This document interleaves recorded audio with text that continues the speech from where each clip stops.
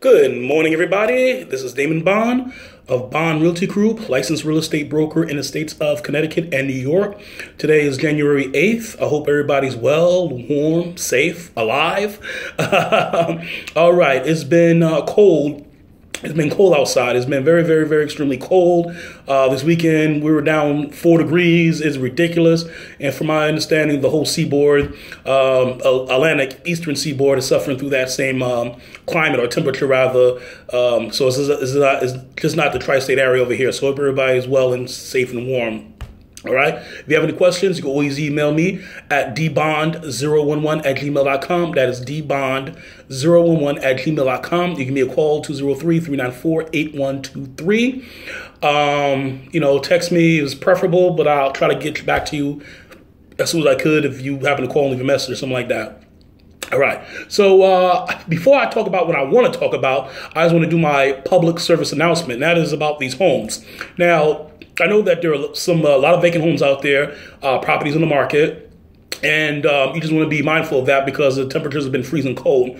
So if you live in the area, let's say, you live, in the same part of town or another part of town, or, it's not too far away, check on your home regularly. Make sure that the heat is on. If you are getting oil, make sure that there's plenty of oil in the tank.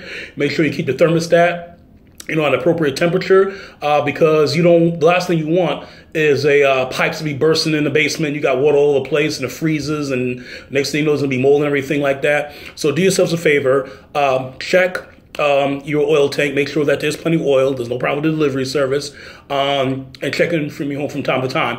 If you happen to live out of state or out of the country, then you want to make sure that there's nobody, around to help you out or anything like that. You may want to get the place winterized. Winterization basically is where they put some stuff. A plumber comes in, they put some things in a toilet bowl. They'll put some things in in the sinks and whatnot. And what this does is it prevents the pipes from bursting. So that's what winterization is. You get a plumber, I think is anywhere between $150 to $200 to get a place winterized, but it's well worth the effort. I would only do that, once again, if you were way out of the country, you don't feel like keeping utilities on, and you don't have anybody to check on for you. So I would do that. So just keep your place winterized, just to make sure that that's the case.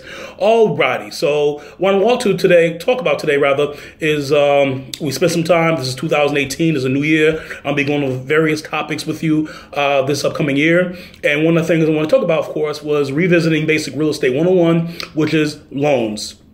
I know some of you are hyped up about going to purchase your property and what have you. So the question is, what type of loan should I get? What type of loan is good for me? So I'm just going to just rehash that because information is power, and it's good to go over these things over and over again. So probably the most basic type of loan everybody heard of is, of course, a conventional loan. Conventional loan means that you're putting at least 5% down. That's right. You can put 5% down to buy a home. On average, though, is 20% down. Now, one of the advantages of putting 20% down on the property is you don't pay what's called PMI. That stands for private mortgage insurance. Just in case you default on a loan because you're putting less than 20% down, they want to cover their rear ends. They meaning the banks and the people who lend you the money. So that's conventional loan. So the conventional loan is usually 20% down. You could put less than 20% down. The advantages of putting 20% down, of course, is no PMI, and it makes your mortgage a lot cheaper as opposed to 5% down, which is you're putting less money in the house, but your monthly payment per month will be higher. So that's what that's about. So that's conventional mortgage. That's one option you go. Another option you could do is what we call the FHA, which stands for Federal Housing Administration. Now, the government does not issue the FHA loan. This loan is issued by, your regular bank, Bank of America, Citibank, Chase Bank. If you live here in Connecticut, People's Bank, is issued by them, but the government backed that up. Well, FHA requires a minimum of 3.5% down for FHA mortgage. One of the beautiful things about FHA is the fact that the credit requirement is usually a lot less. Usually is a 620 credit that's needed minimum in order to get an FHA loan. Also, the debt to income ratio is a little bit more elastic, so everything will have to be paid off compared with a conventional loan.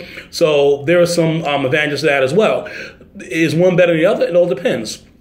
Sometimes people could do conventional, but they don't want to they don't empty out their bank account buying a house, especially if the house needs some work and they want to come in, they want to paint, they want to redo the floors or, whatever needs to be done to the house. So they rather use that money to go towards fixing up the house as opposed to, putting everything into the mortgage.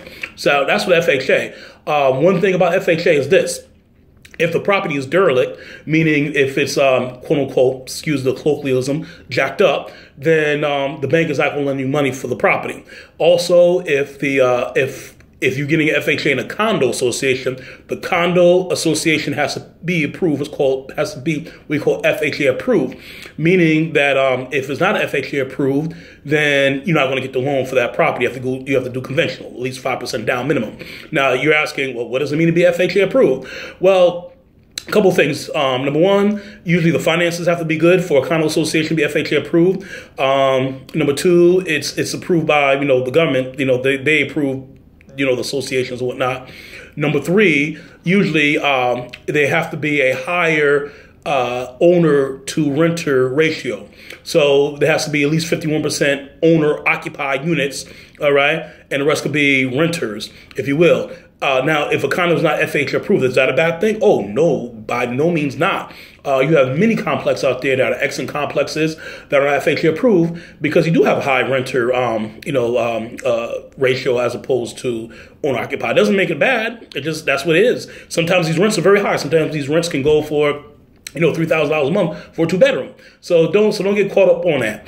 So that's what FHA. And like I said before, the property has to be in good condition. It doesn't have to be perfect, but you can't have any missing pipes, copper pipes, or anything like that.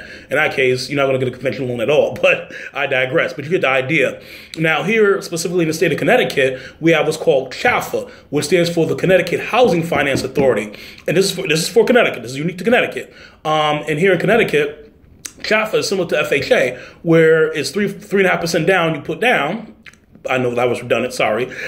But not only that, you could also buy a home for 100%, no money down, 100% financing. Now you may be telling yourselves, well, Damon, isn't that how we got into this trouble to begin with back in the 2008, 2009 housing crisis?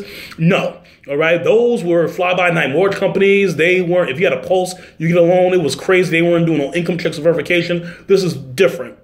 Here in the state of Connecticut, what a Fha Loan is once again, it's like FHA, is the banks that lend it to you, people's banks, whatever it is.